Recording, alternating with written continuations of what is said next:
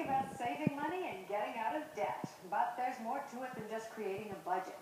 Pamala McCoy from Bonafide Credit is here now with some easy ways to increase your savings and get fiscally fit in 2013. Good to have you here, Pamela. Thank you for having me. A lot of people think, well, okay, I'm just going to have a budget, stick to it, and I won't have any problems this year. Yeah, but unfortunately, there's a little bit more to it than that.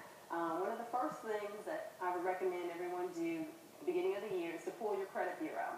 And that's really important because that's kind of like your foundation, your starting point. It's going to let you know where you are with regards to your debt-to-income ratio. Now, if you want to get your credit score, you can get it for free.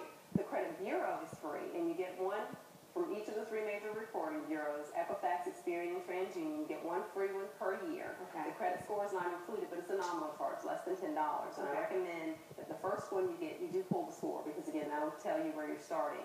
But I don't recommend that you pull all three of them at one time. Pull one every 4 months or so, because they all should basically be the same, with a few nuances or what have you.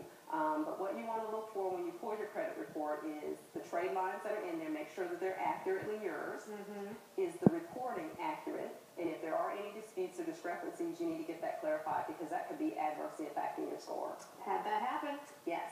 Got my credit report, look at the score, and I thought, oh, what is this? Exactly. And it was wrong. And it happens a lot, too, if you have juniors and seniors, father and son, where the files actually get merged together. So errors are pretty common, and it's important to get them corrected. Okay, do that first. Now, track your spending. How do you track your spending? There's several different methods. You can do it via an Excel spreadsheet. You can just do it on a notepad. But what the importance is that for a week's period of time, ideally it would be a month, but people are going to track their spending for a month. And so if you take out a week, and everyone in the household really needs to be on the plan, or it's kind of counterproductive. Right. But you're tracking every penny that you spend during that week. And the importance there is it's going to help you determine where you can kind of shave off some things to save some money. Could be very surprising. Could be Take a look at the end of the week. Exactly. Okay, now, so sure, we all want to shop around, but there are certain things that we should really be shopping for.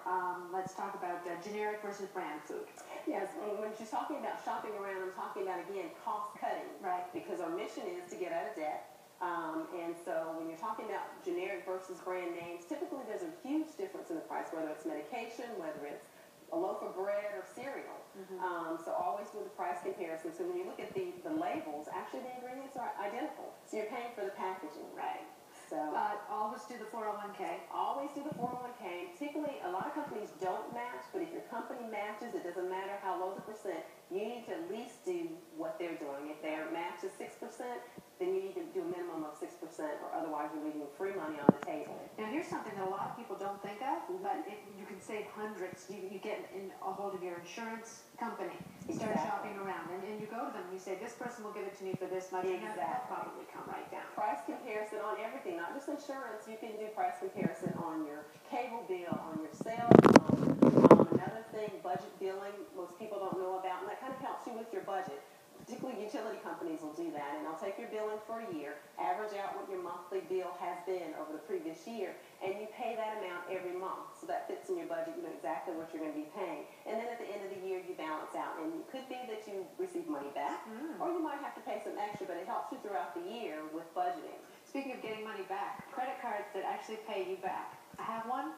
Love it. You know, if you get gas, it gives you an extra percentage. If you get groceries, it gives you a little bit more. Exactly. These things are just great. Exactly. And the cashback cards are wonderful. Absolutely wonderful. And you need to make sure that they're working for you instead of you working for the cards. And what I mean by that is you need to be in a position to pay your balance in full each month. Yeah. And so we'll have some tips to talk about how to expedite paying off your balance in full, but certainly.